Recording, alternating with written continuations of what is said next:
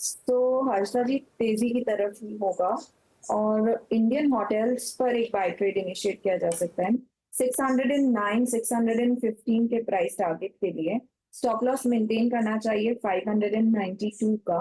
Where अनादर मुझे लग रहा है दीपक नाइट्राइट को देखना चाहिए 2310 के लेवल पर एज ऑफ नाउ है।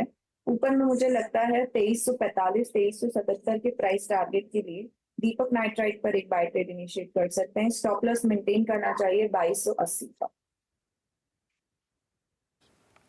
ओके, तो दीपक नाइट्राइट एक ही ट्रेड देंगे इस समय? दो ट्रेड दिए ना मैंने।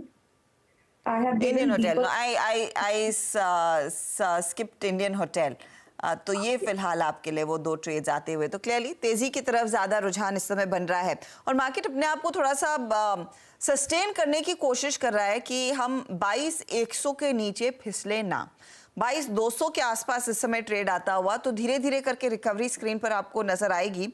निफ्टी बैंक अभी भी एक बड़ा पेन पॉइंट है, लेकिन ये भी डे लो से अपनी चाल को कुछ सुधारने की कोशिश में 47,500 की तरफ अब इसकी चाल बढ़ती हुई दिखाई दे रही है।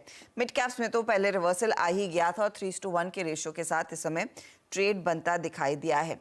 चलिए इस मार्केट में लेकिन कैसे अपने आप को संभालें, क्या अप्रोच होनी चाहिए? एमके इन्वेस्टमेंट मैनेजर्स के चीफ इन्वेस्टमेंट ऑफिसर मनीष सोनथालिया हमारे साथ हैं और मनीष इक्विटी फंड मैनेजमेंट के 3 दशक का अनुभव रखते हैं।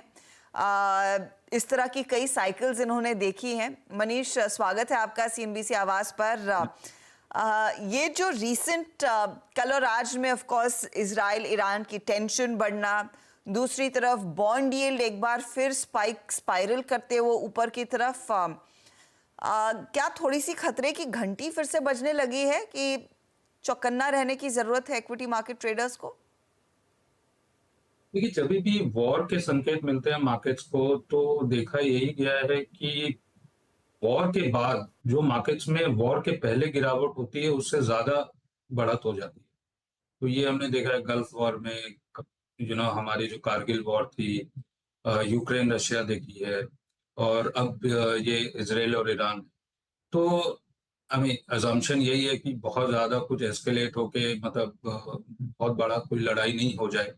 अगर ये होता है तो आई वुड से कि इंडिया में ये भी एक तरह से बाइंग अपॉर्चुनिटी ही दिखेगी।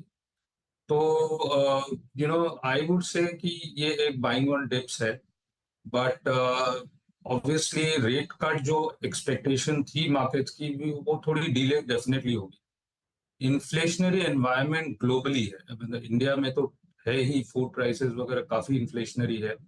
चूंकि सीपीआई और डब्ल्यूपीआई के नंबर्स अनुमान से कम आए हैं, एक थोड़ी सी एक सिल्वर लाइनिंग है, बट ग्लोबली इन्फ्लेशनरी एनवायरनमेंट है, तो rate cut would be second half of the financial year. जो फर्स्ट हाफ में एक्सपेक्टेशन थी वो नहीं है।